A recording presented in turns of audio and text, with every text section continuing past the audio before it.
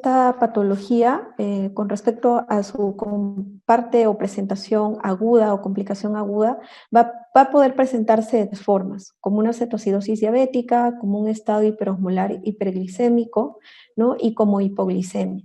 Si bien es cierto, aparte de estas tres presentaciones, se habla también ahora, y que en realidad ya tiene de tiempo atrás, sobre la cetoacidosis euglicémica, que en algún momento lo vamos a mencionar.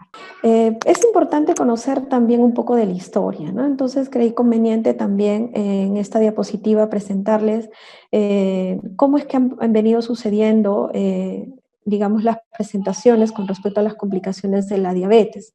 La primera, digamos, presentación o primer caso que se describió fue en 1828, que se presentó en un adulto joven que se caracterizó básicamente por presentar polidixia, poliuria y una gran cantidad de glucosa en orina, ¿no? Y que luego a esto se asoció un trastorno del sensorio que incluso lo llevó a la muerte. Fue la primera vez que se describió un caso de cetoacidosis. Ya para el año 1874, el médico Kussmaul es quien describe la respiración característica de la cetoacidosis diabética. Incluso por eso lleva su nombre, caracterizada por ser una respiración profunda, frecuente y forzada, ¿no?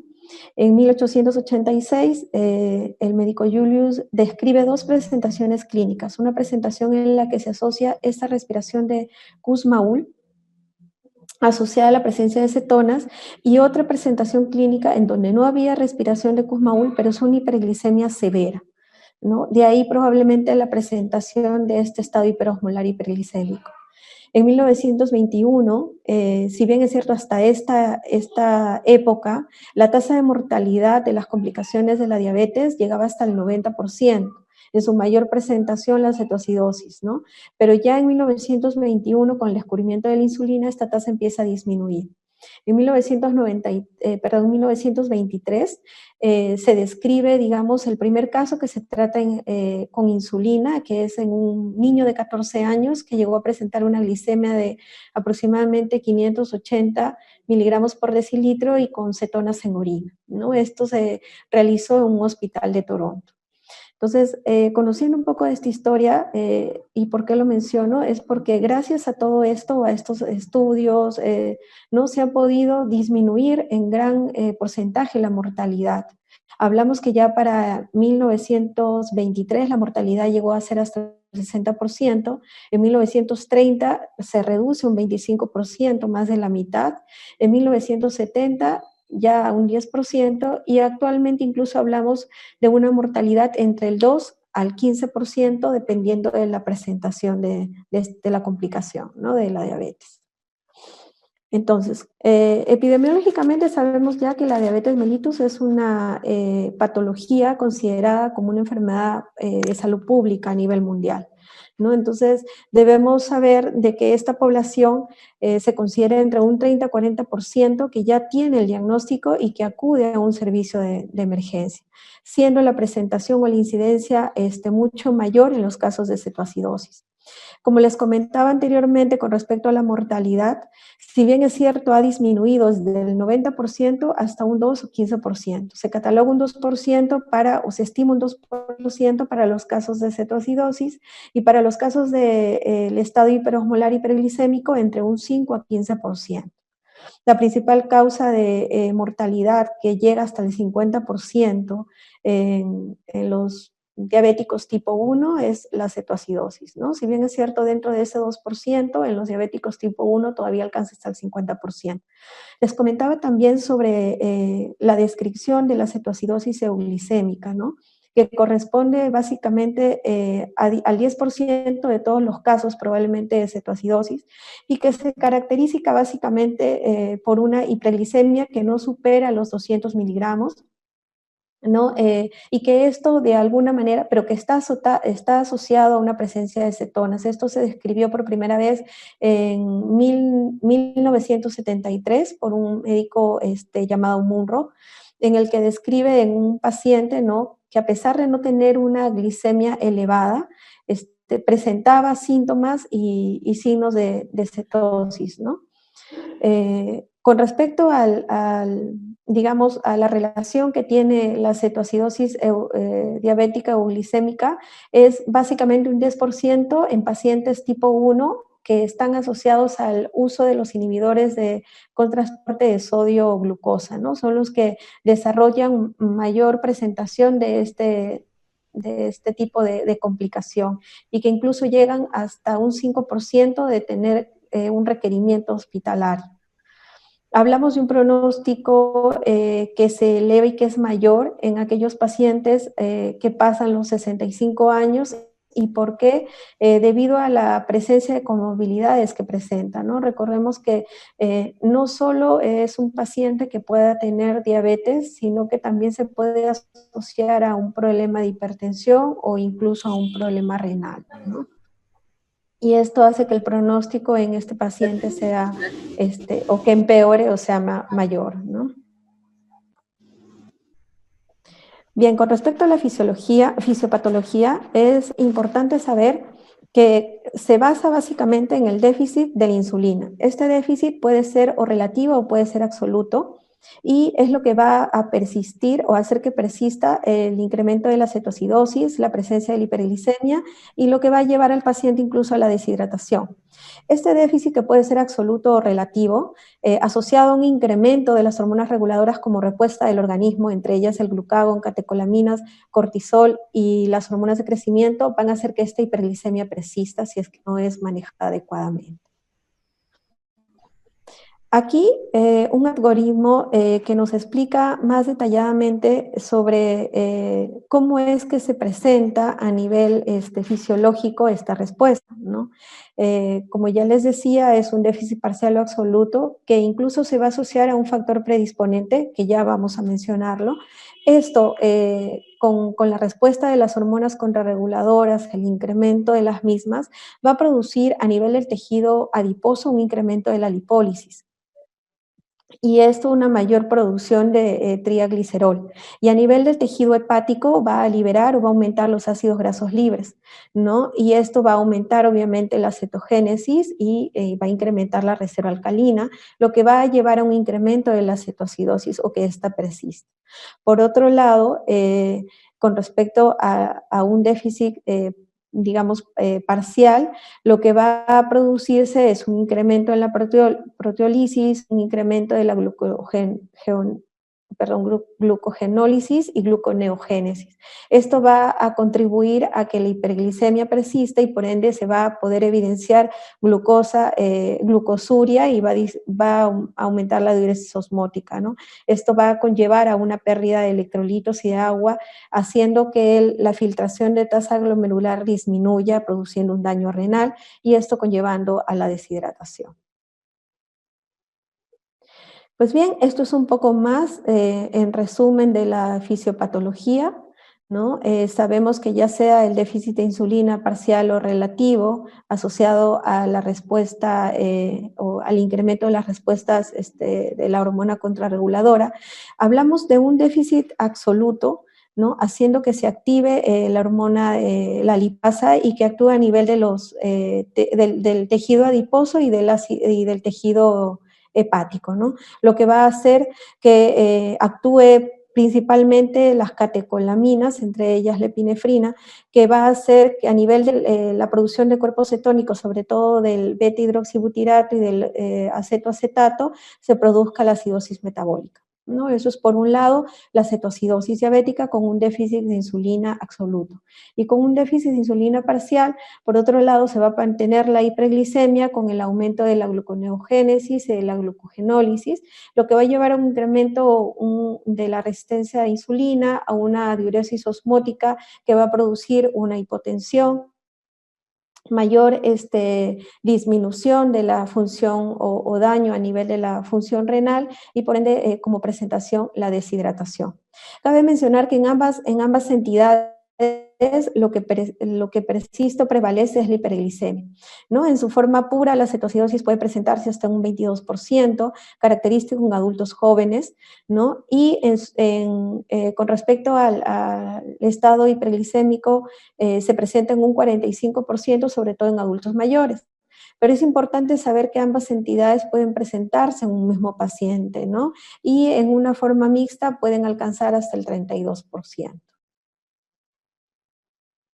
Hablábamos de los factores precipitantes que junto asociado al déficit de esta insulina, ¿no? Ocasionan estas dos presentaciones. Entre ellas, la que está a la cabeza son las infecciones, considerándose en entre un 30 a 40% de las causas precipitantes en este tipo de pacientes, ¿no? Entre ellas las neumonías, itus o infecciones urinarias, infecciones a nivel dérmica o incluso infecciones a nivel dentales.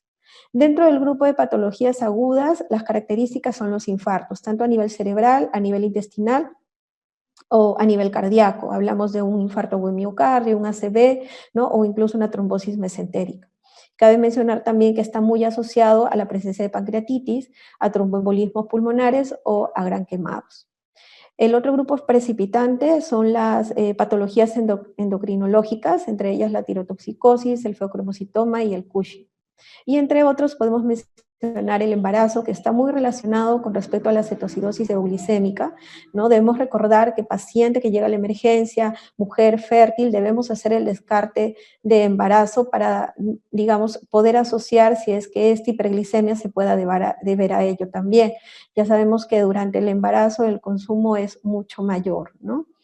Con respecto a una dieta inadecuada o de repente a la insulinoterapia, ¿no? Este paciente no lleva adecuadamente su dosificación y puede también ser o convertirse en un factor precipitante.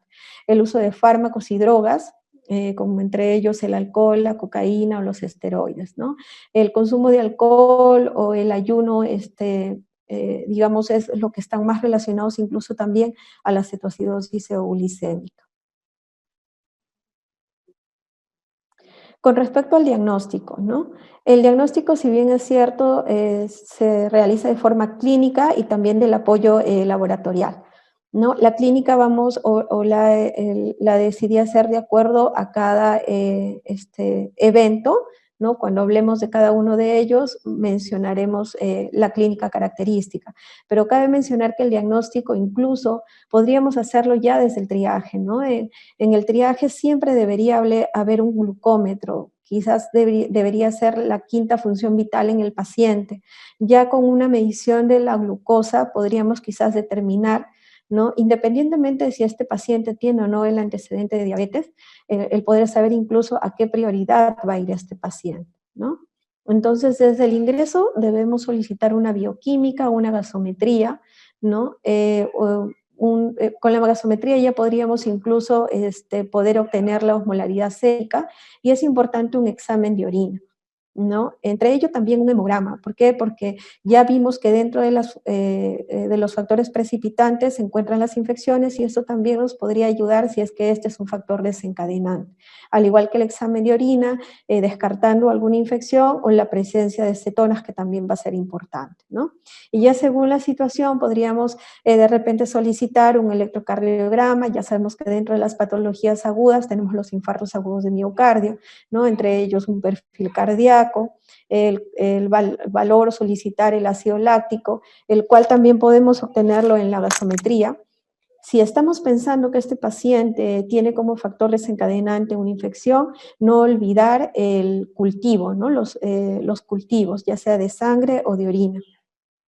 Como les mencionaba, y que está relacionado a un debut o una cetoacidosis euglicémica, una prueba de embarazo, si es que se considera una mujer en edad fértil, ¿no? Y detención de repente de drogas en orina si es que fuera necesario. Bien, entonces la primera complicación o presentación aguda de la diabetes que vamos a revisar es la cetoacidosis diabética, es la que mayor incidencia tiene también, pero que tiene menor mortalidad, ¿no? Esa es la complicación más frecuente en los diabéticos tipo 1 y se caracteriza básicamente por hiperglicemia, por el anion GAT elevado, por presentar acidosis metabólica y por tener cetonas ya sea en sangre y en orina. Los criterios bioquímicos como tal se caracterizan en tres, que es tener una glicemia mayor de 250 miligramos por decilitro, un pH menor de 7.3 y un bicarbonato menor de 15 microvalentes por litro. Dentro de las manifestaciones clínicas de la cetoacidosis, cabe mencionar que esta sintomatología se presenta o evoluciona en menos de 24 horas. Es de forma mucho más aguda, que a diferencia de la otra presentación aguda en la diabetes, ¿no? Y se caracteriza por dolor abdominal. Si bien es cierto, también está descrito que en el estado hiperosmolar podría presentarse un dolor abdominal, es mucho más característico de la cetoacidosis. Incluso se hizo una revisión en aproximadamente 190 casos de cetoacidosis y 11 casos, 12 casos de estado hiperosmolar, en el que se determinó que el 46% de estos pacientes presentaban dolor abdominal. Y de estos 46, o de este 46%, el 85% se asociaba incluso a la presencia de bicarbonato menor de 5 y de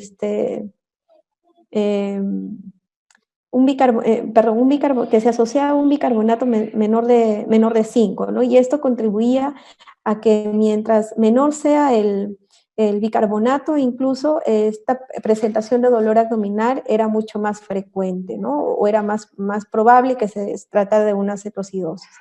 Entre otras manifestaciones clínicas están las náuseas, los vómitos, puede haber también deshidratación, astenia, la tríada de las P, poliuria, polidixia, pérdida de peso.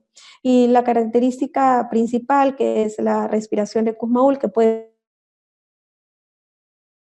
estar incluso asociada a taquicardia e hipotensión.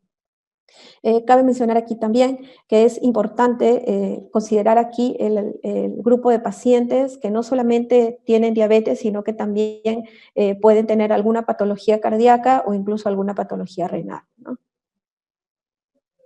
Dentro de los criterios diagnósticos, perdón, ahí ha habido un error, es clasificación, ¿no? De la cetoacidosis tenemos leve, moderada y severa. Como ya dijimos, lo que vamos a tener más en cuenta son los criterios de laboratorio que hemos mencionado, que es el pH, el nivel de glicemia y la Anion-GAT. Aquí también podríamos agregar lo que es la alteración del sensorio. Sabemos que en una cetoacidosis grado o de clasificación leve, el paciente todavía se va a poder encontrar alerta, a diferencia del severo, que ya puede estar en estupor o coma o debe haber un trastorno del sensorio marcado, ¿no? En la leve el pH debe estar entre 7.25 y 7.30, recordemos que el criterio es que sea menor de 7.3, ¿no? Y que nivel de bicarbonato en el leve está en 15, entre 15 y 18 y el severo menor de 10. ¿No? Digamos, la osmolaridad es muy variable y la presencia de cetonas, que es lo característico, debe estar presente obviamente en las tres clasificaciones, ¿no? Con respecto al diagnóstico diferencial, si bien es cierto, existe esta memotecnia, ¿no? Es importante mencionarlo porque no todas digamos, las cetosis, ¿no? Van a tener que ser por causa de una diabetes, ¿no? Podría ser por la ingesta de metanol, por una cetosis urémica, por consumo de alcohol, por inanición o el ayuno prolongado, o incluso el consumo de algunos fármacos, ¿no? Incluso acidosis láctica asociada a un esfuerzo, un ejercicio profuso y incluso al consumo del etilglicol, salicilatos o solventes, ¿no? Entonces, de ahí la importancia de hacer el diagnóstico, porque no siempre este paciente, digamos, va a llegar con un antecedente de diabetes, probablemente sea un debut, y habría que descartar si es que se trata de la diabetes como tal o de alguna otra presentación clínica en la que también encontremos acidosis metabólica. Bien, con respecto al tratamiento, existen tres pilares importantes con respecto a la cetoacidosis. La primera consiste en la corrección o la reposición de la bulimia, ¿no? Es la corrección de la deshidratación. Segundo, es la corrección de la hiperglicemia. Esto se va a realizar mediante el uso o la infusión de insulina, el cual debe siempre ser individualizado y de ser de forma precoz para evitar complicaciones. mayor complicaciones. Y la corrección del déficit de potasio y de bicarbonato, si así lo ameritara. No siempre digamos, eh, necesario tener que hacerlo, pero si fuera así, hay que utilizarlo, ¿no? Y también aquí cabe mencionar que dentro del tratamiento, una vez iniciados los 3 pilares, también debemos tener en cuenta que si el factor desencadenante es una infección, pues debemos ya iniciar antes de la primera hora la terapia antibiótica con previo a los cultivos, ¿no? O incluso si es necesario poder hacer la corrección de algún otro trastorno hidroelectrolítico que se pueda presentar. Entonces, la monitorización en este paciente va a ser frecuente y es esencial para evitar posteriores complicaciones, ¿no? Un tratamiento oportuno, recuerden que es lo que va a disminuir incluso hacer o permitir que el paciente no llegue a fallecer, ¿no? Que es lo que buscamos. Entonces, en este algoritmo lo que hacemos es, lo importante de esta diapositiva es que debemos saber identificar, intervenir y monitorizar al paciente. Una vez que ya hemos hecho el diagnóstico, tanto con la clínica como con el apoyo de los exámenes de laboratorio, vamos a tener que intervenir de manera precoz, ¿no? Como con la rehidratación, con la insulinoterapia y con la corrección de potasio y bicarbonato. Como les decía, teniendo en cuenta los riesgos de que puede haber hipoglicemia, ¿no? Hipocalcemia o incluso hipercloremia, ¿no? Relativo esto al uso de la insulina o a la hidratación agresiva que podremos brindarle al paciente. Y lo último es saber monitorizar, hacer el seguimiento oportuno de este paciente. Si bien no, es cierto, nosotros podemos evaluarlo entre la primera a las 24 horas y probablemente este paciente después quede hospitalizado, ya sea en una área de la emergencia o si ya esté estable, de repente pasar a un área de hospitalización. Pero es importante continuar con el seguimiento de los signos vitales, de las infusiones, ¿no? Electrolitos y la gasometría que debe ser realizada en un inicio, incluso hasta cada 2 horas, dependiendo de lo que evaluemos en el paciente. Bien, con respecto a la reposición de volemia, siempre nos preguntamos cuánto es que voy a reponer, cómo voy a reponer y qué líquido es el que voy a emplear, ¿no? Hablamos que en una cetocidosis diabética podemos perder hasta 5 litros aproximadamente, entre 3 a 5 litros, ¿no? Entonces, lo que se sugiere es administrar entre 15 a 20 mililitros por kilo por hora, ¿no? O en el adulto, en tal caso, de 1 a litro y medio por hora de solución salina, ¿no? Es solución isotónica. Aquí lo que cabe y es de importancia saber y considerar a aquellos pacientes, como ya les mencioné hace un momento, que tengan alguna otra patología asociada, como es una falla cardíaca o un paciente renal, ¿no? Incluso pacientes que se dializan también llegan a presentar episodios de cetoacidosis o debutar incluso con diabetes con una cetoacidosis. La indicación es que al menos en las 2 primeras horas en este tipo de pacientes se pueda aportar o infundir 1 litro de solución salina isotónica y luego ya continuar de acuerdo a la infusión entre 200 a 500 mililitros por hora, ¿no?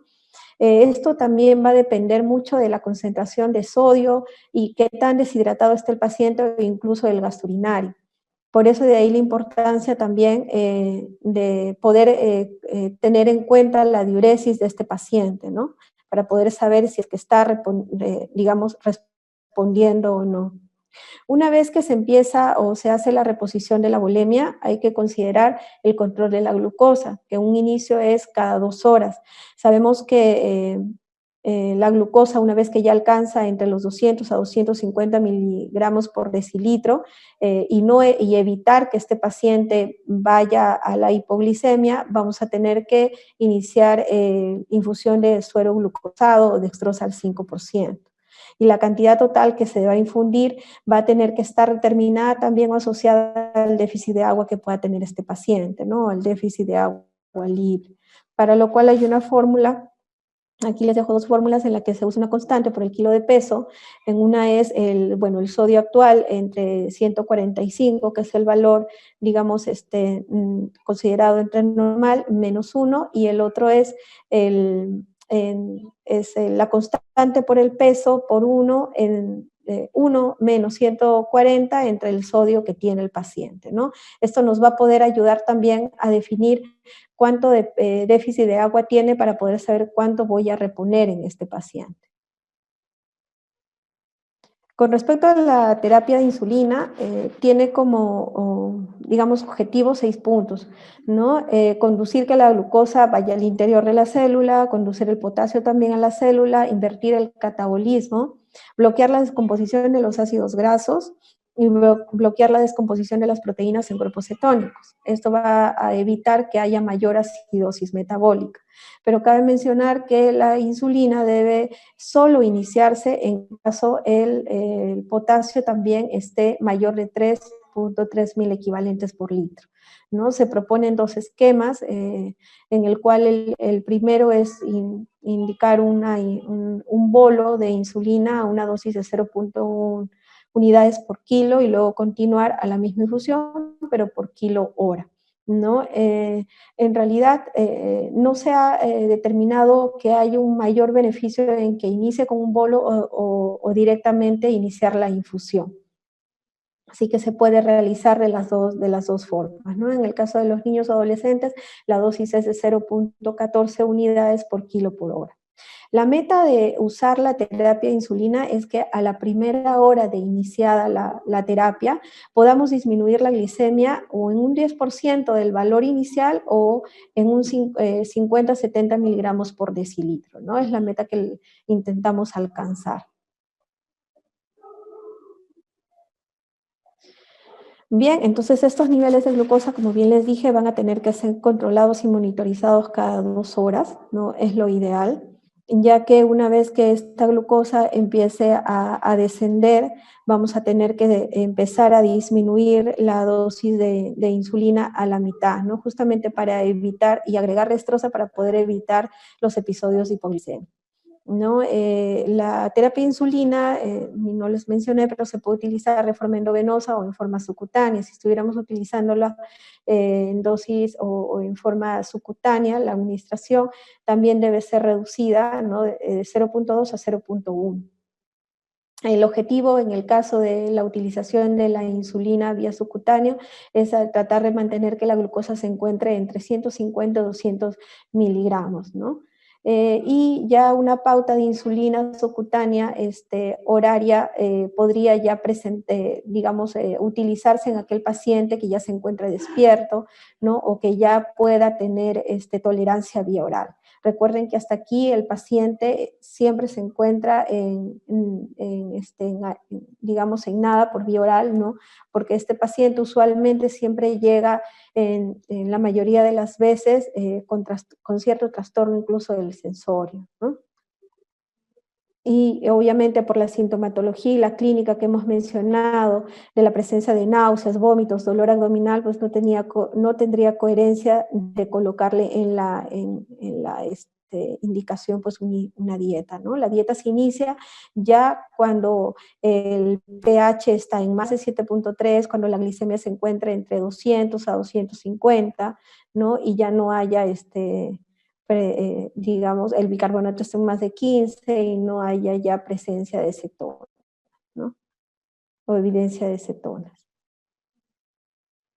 Con respecto a la reposición de potasio, si bien es cierto, este potasio debe mantenerse entre 4 y 5 equivalentes por litro, ¿no? El déficit promedio de potasio en la cetoacidosis es aproximadamente entre 3 a 5 por 1000 equivalentes por kilo de peso, ¿no? Esto corresponde aproximadamente a 200 a 300 mil equivalentes, que es lo que está perdiendo el paciente. Entonces, aquí hay 2 valores importantes que hay que recordar, que para los niveles mayores de 5.2 mil equivalentes por litro de potasio no debemos administrarlo y más bien debemos iniciar la infusión de insulina.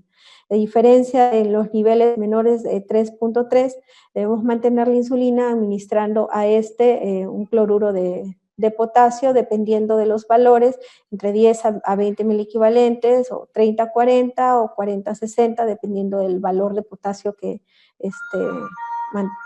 obtengamos en el paciente, ¿no? Esto debe ser monitorizado, si bien es cierto, nos ayuda mucho la gasometría, ¿no?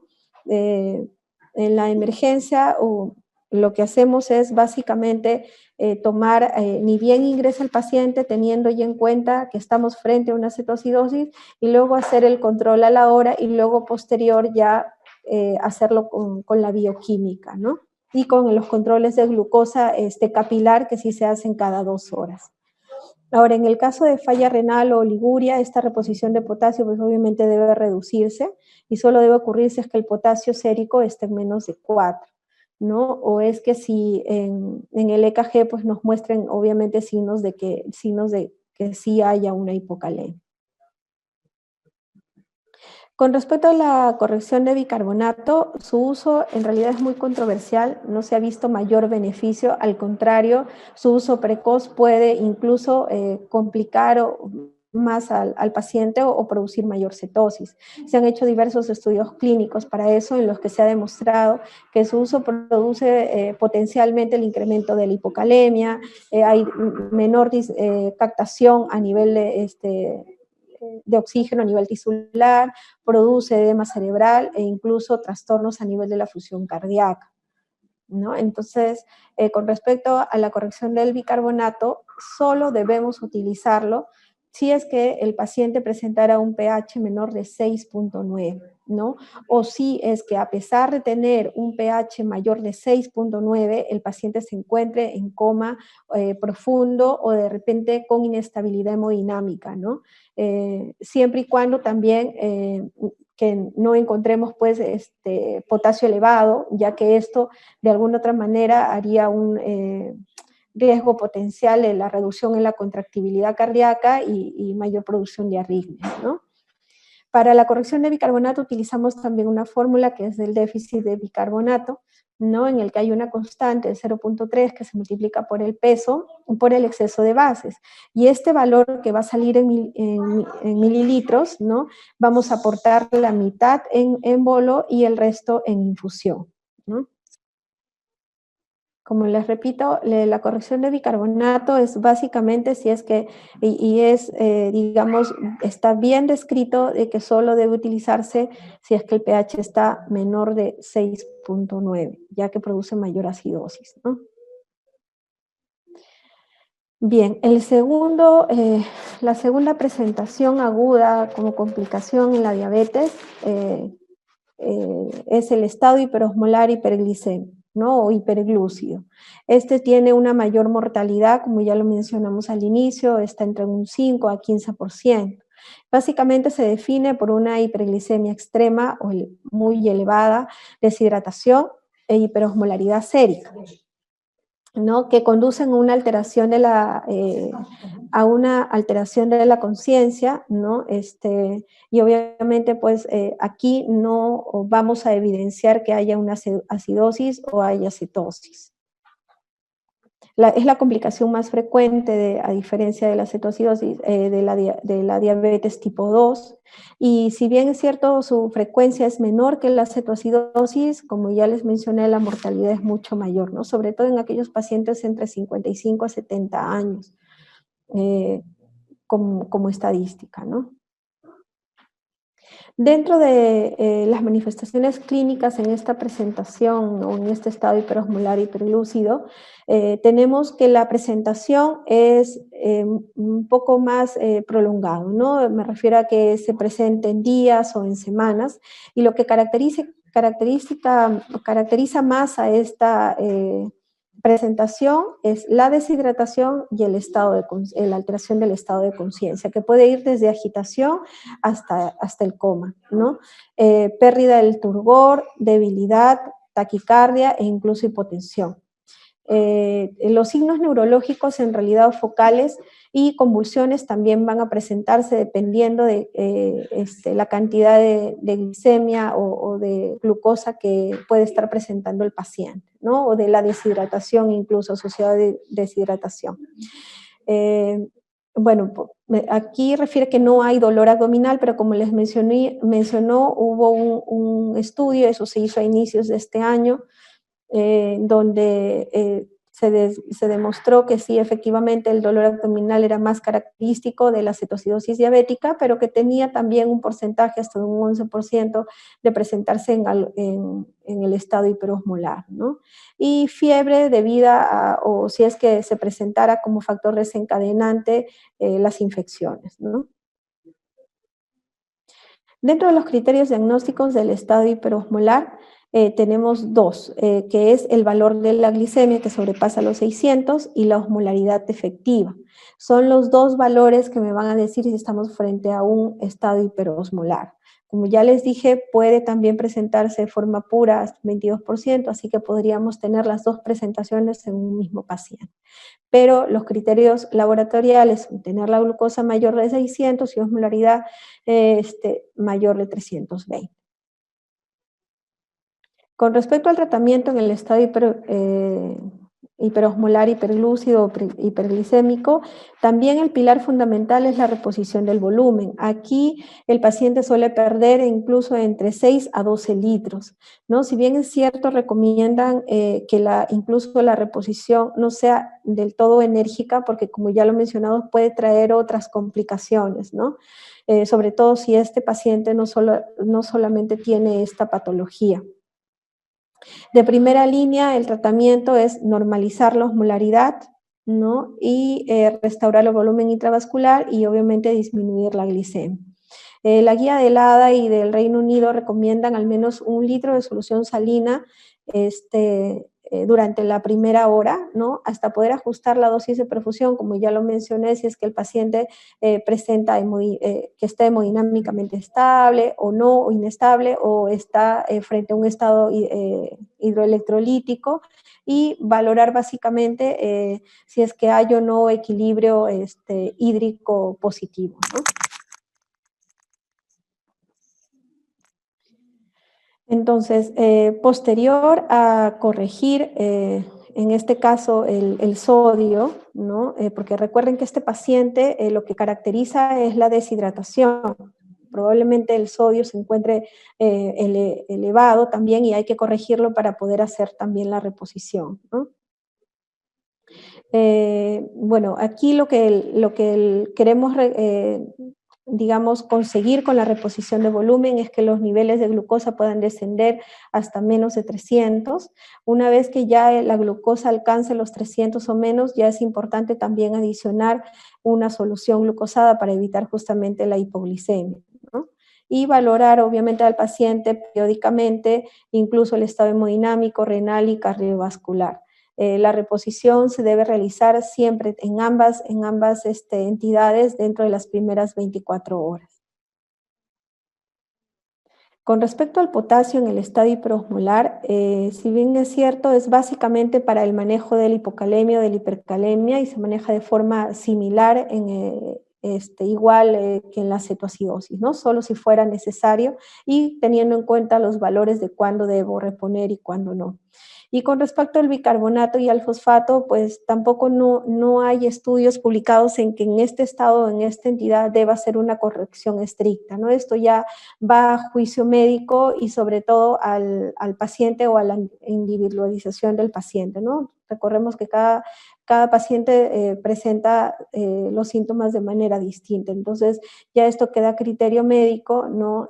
Obviamente teniendo un control tanto del fosfato, de la creatinina y del calcio, porque si bien recordamos, dentro de los riesgos en que se puedan presentar es justamente estos trastornos hidroelectrolíticos. Sabemos que la reposición muy, digamos, abrupta o de la bulimia puede condicionar a que pueda haber hipercloremia incluso, ¿no?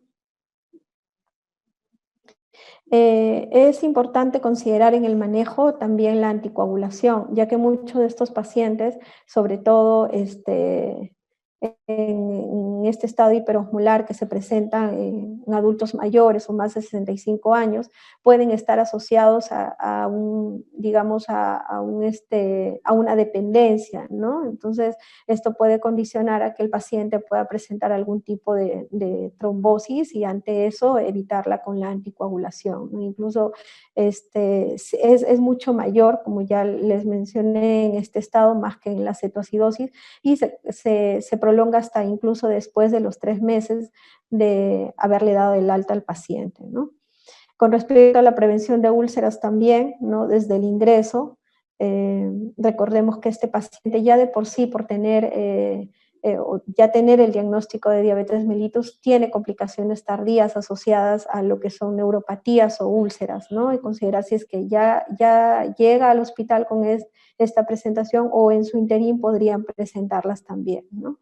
Pacientes con alteración de conciencia, que también es como llegan y que pueden también, digamos, tener que tener algún tipo de sujeción mecánica, que esto puede condicionar también algún tipo de lesión, ¿no?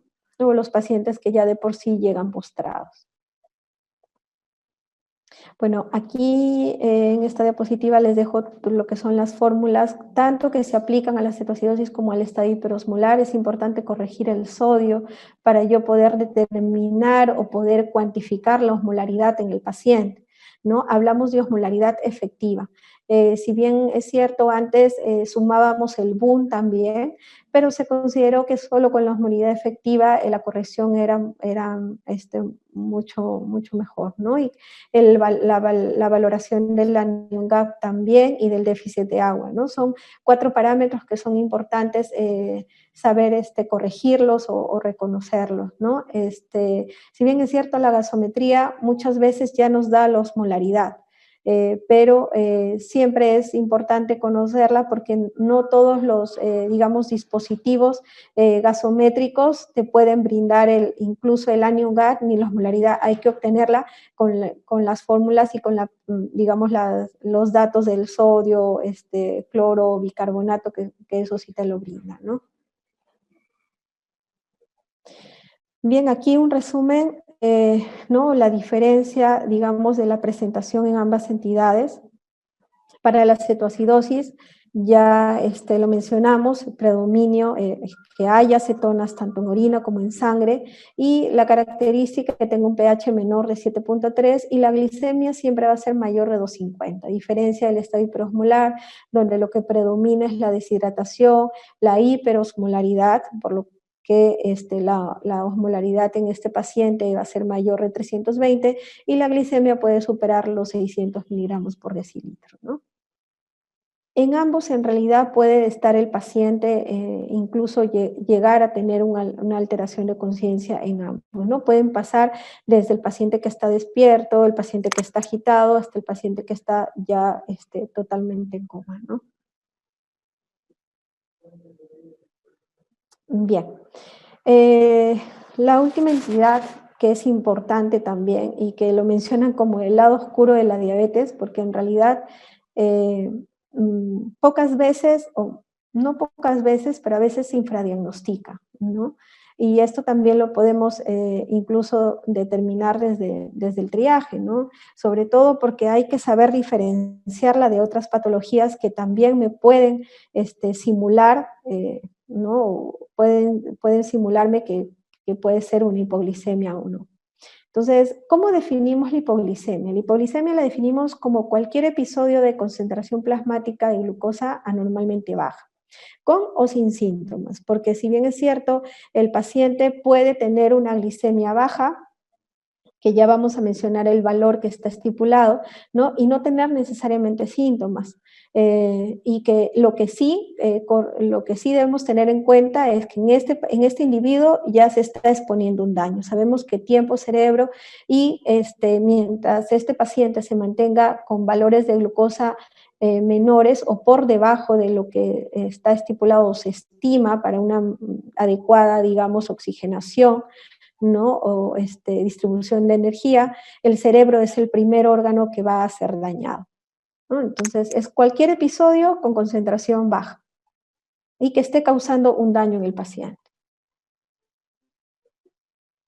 Desde el punto de vista bioquímico se define como una glicemia menor de 70 miligramos por decilitro, o su efecto en milimoles por litro en 3.9. Ya sea en sangre venosa o en sangre capilar hay una diferencia aproximadamente de 10 miligramos por decilitro. Y hablamos de una hipoglicemia grave cuando el valor está por debajo de los 40 miligramos por decilitro. Ya les decía que la glucosa es indispensable para el metabolismo cerebral, es el primer órgano que se va a dañar, consume aproximadamente 100 gramos diarios, ¿no? Y existe el sistema cardiorrespiratorio también influye mucho, aquí tiene gran importancia ya que puede prevenir o limitar incluso la hipoglicemia, ¿no? En circunstancias fisiológicas o tras la administración también de fármacos hipoglicemiantes. Y los sensores pues, más importantes del descenso de la glicemia, obviamente sabemos que se encuentran a nivel del hipotálamo, ¿no? Bien, esta hipoglicemia fue descrita por Whipple, de ahí viene su nombre, fue el primero que describió en 1938 la aparición de síntomas, estos síntomas que pueden ser autonómicos o síntomas sí, pues neurológicos, ¿no? El nivel de glucosa aquí lo considera en menos de 70, ¿no? Y que también frente a la administración de glucosa, este paciente mejore los síntomas, ¿no? Entonces, estas son las tres características de la hipoglicemia, que una vez que se haya diagnosticado como tal y haya respuesta, haya mejoría de estos síntomas a nivel neurológico o autonómicos, la triada de Whipple. Bueno, fisiopatológicamente va a haber una primera respuesta con una inhibición de la síntesis de insulina endógena, ¿no? Esto va a producir una mayor neoglucogénesis a nivel hepática y por ende una disminución a nivel del empleo de glucosa en los tejidos. El primer, digamos, sistema que se ve involucrado es a nivel de músculos, que es de donde va a tratar de obtener la glucosa, ¿no? Y por ende va a haber un aumento en el empleo a través de otras fuentes de energía, ¿no? Produciendo también así cuerpos cetónicos o incluso incremento del lactato. ¿Cuáles son las causas de la hipoglicemia? Puede ser secundario a un tratamiento de insulina, puede ser secundario a un tratamiento de antiglicemiantes orales, que es lo más frecuente, sobre todo en adultos mayores, ¿no? Relacionada a la ingesta de alimentos por un ayuno prolongado, de repente disminución de los hidratos de carbono, también por presencia de diarreas o vómitos, ¿no? A un aumento del consumo periférico de glucosa, ya sea por una actividad extenuante física o frente al estrés, y con la interacción a ciertos fármacos, ¿no? Los salicilatos, pueden llegar a producir hipoglicemia grave y prolongada, incluso produciendo hipoxia a nivel cerebral, ¿no? Otros medicamentos con los que tiene interacciones son los fibratos, diuréticos, entre ellos el diaza, la furosemida, allopurinol, barbitúricos y algunos antimicóticos. Entonces, la hipoglicemia tiene como principal reflejo clínico los cambios neurológicos, ¿no? Como les mencionaba, pueden ser también características autonómicas, entre ellas las palpitaciones, la sudoración, el temblor, la ansiedad, ¿no? O incluso hasta presentación de parestesias pertenecen a la parte autonómica y los cambios neurológicos que pueden ir, digamos, desde una cefalea o alteraciones en el comportamiento del paciente, ¿no? Disminución del nivel de conciencia, incluso hasta convulsiones o incluso focalización. Y a esto iba, ¿no? Que a veces el paciente llega focalizando, llega a veces disártrico, ¿no? Y lo primero que pensamos de repente es en descartar un ACV cuando teniendo ya en el triaje quizás el poder medir la glicemia, podríamos ya determinar que no se trate de esta patología, sino de una hipoglicemia, ¿no? Y no de un ACV. Entonces, es importante conocer cuáles son las presentaciones o los cambios neurológicos que puede producir esta disminución de la glucosa, ¿no? Bien, aquí un resumen de lo que son los síntomas según el nivel de glicemia. tanto en miligramos por decilitro como en milosmoles, ¿no? Sabemos ya que, o consideramos hiperglicemia como valor laboratorial, una glucosa menor de 70, ¿no? Aquí describe que ya una glucosa entre 70 y 75 ya empieza la supresión de secreción endógena de insulina pancreática, entonces empieza la activación o una respuesta hormonal a través del glucagón, las catecolaminas, entre ellas la más importante, la epinefrina, la hormona del crecimiento, y esto ya empieza a producir la activación de neurotransmisores, ¿no? Como la norepinefrina o la acetilcolina. Ya un valor entre 60 y 65 hace que se active lo que es el cortisol, ¿no? Y esto ya a nivel de valores de entre 50, 45 a 50 es que ya se empiezan a presentar los síntomas neuroglucopénicos, que ya son los que dan los cambios a nivel neurológico, ¿no? Debilidad, letargia, confusión, incoordinación, visión borrosa, cefalea, y bueno, aquí cabe mencionar también las convulsiones, ¿no? Pueden llegar pacientes convulsionando y es porque están con hipoglicemia, no necesariamente que haya un daño neurológico estructural como tal, ¿no? Y dentro de los síntomas autonómicos, como ya lo mencioné, el temblor, la ansiedad, las palpitaciones, la sudoración, que haya ¿no? apetito, digamos, el hambre y las parestesias. Ya con valores menores de 30, como le digo, ya les mencioné hace un momento, ya la presencia de convulsiones o incluso de coma, ¿no? La clasificación, según la en 2019, lo clasificó en 3 niveles, en donde el primer nivel cataloga una glucosa menor de 70, pero perdón, menor de 70, pero mayor de 54 miligramos por decilitro, un segundo nivel con una glucosa menor de 54 miligramos por decilitro, y un tercer nivel donde ya hay un evento que caracteriza una alteración mental en el paciente, ¿no? El cual ya va a necesitar de un apoyo o una asistencia médica. Con respecto al tratamiento de la glucosa, si bien es cierto, se puede manejar en casa si es que tuviéramos, si es un paciente que cuenta con un glucómetro, personal que no es de salud, podría manejarlo con los hidratos de carbono de vía oral, y siempre y cuando este paciente todavía, digamos, pueda recibirlo, ¿no? Pero en este caso, a lo que nosotros nos interesa es el manejo en la emergencia, una vez que el paciente llega a la emergencia, ¿no? Aquí lo que deberíamos utilizar es el glucagón, es un fármaco, un medicamento que en realidad nosotros con lo que no contamos, por lo que optamos por utilizar el suero glucosado, ¿no? Entonces, este paciente, digamos que una vez que se diagnostica la hipoglicemia o se determina la hipoglicemia, podría utilizarse este fármaco, o en su defecto de forma intramuscular o subcutánea, o en su defecto la glucosa al 50% endovenoso rectal. Ahora, ¿cuándo es que debemos derivar al paciente? Sobre todo aquel grupo de pacientes que sé que están tratados con sulfonurias, ¿no? Si tienen algún tipo de algún tipo de medicamento, digamos, vía oral, y que no responda a esa ingesta o administración de bicarbonatos o a esa ingesta de hidratos de carbono, debe ser derivado ya al hospital. Una vez en el hospital, incluso, en el trayecto, este paciente en el prehospitalario podría ir incluso colocándose la hidrocortisona, ¿no? 100 miligramos por vía oral hasta que llegue al hospital, en donde ya se va a tener que aportar al paciente entre 15 a 25 gramos de glucosa de 1 a 3 minutos, ¿no? En bolo. Esto se administra con dextrosa al 33%, ¿no?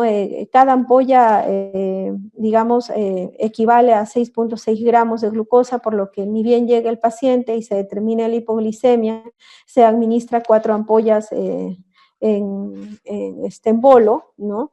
en realidad debería pasar entre 1 a 3 minutos porque esta solución puede quemar o producir flebitis, ¿no? Una vez que ya se ha dado el tratamiento inicial, ya podría mantenerse el paciente con una solución glucosada, una dextrosa al 5 o al 10%, las primeras 24 horas. Todo paciente que llegue con hipoglicemia debe al menos observarse 24 horas, volver a hacer un control o mantener esta infusión de glucosa por 24 horas y ya luego hacer un nuevo control de glicemia, mientras que podemos, digamos, determinar cuál es la causa de esta hipoglicemia, ¿no?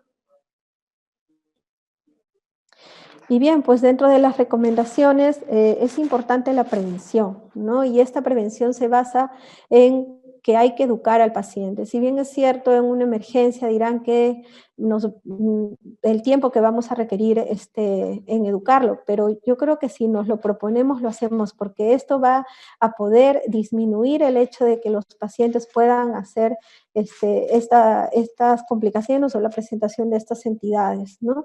Entonces, no solamente debe educarse al paciente, sino al el familiar encargado, ¿no? Saber cómo debe manejarlo, digamos, de un inicio hasta que pueda ya ser trasladado al hospital o asociado ya en el hospital a un manejo interdisciplinario, pues, ¿no? Sobre todo porque en nuestra sociedad no solamente es el paciente diabético, es el paciente que está asociado a una hipertensión, a un problema renal o incluso a la obesidad, que se considera o se cataloga ahora también ya una enfermedad, ¿no? Entonces, en este tipo de pacientes, lo que hay que manejar digamos, educar es la insulinoterapia, saber en qué momento hay que aplicar dosis, ¿no? La alimentación, tener una alimentación balanceada y que también deba realizar ejercicios. Claro, y obviamente en aquel paciente que pueda hacerlo, ¿no? Sobre todo en aquellos adultos jóvenes que tienen reciente diagnóstico, por ejemplo, podríamos utilizar estos tres puntos como prevención o como tal, ¿no? En los pacientes con diabetes tipo 2, especialmente aquellos mayores de 65 años, como les digo, y que ya tienen factores de riesgos asociados, hay que evitar el hecho de las sulfonurias, porque esto lleva, digamos, a mayor predisposición de hacer episodios de hipoglicemia, ¿no? Y en el caso de tratamiento con insulina, pues es preferible, se recomienda utilizar análogos tanto rápidos como lentos, frente a lo que es la insulina NPH o la insulina humana, ¿no? Pues esos también han demostrado que pueden tener una menor tasa de hipoglicemia. Y bueno, Elliot Jolsey describe que aquel diabético que sabe de su enfermedad es el que mejor vive, ¿no? Como les digo, no solamente es prevención, sino también educación al paciente y al familiar para evitar cualquiera de estas tres complicaciones. Bueno, la fuente de información para que puedan revisar y eso sería todo. Agradezco de por sí su tiempo y su atención. No sé si hay alguna pregunta.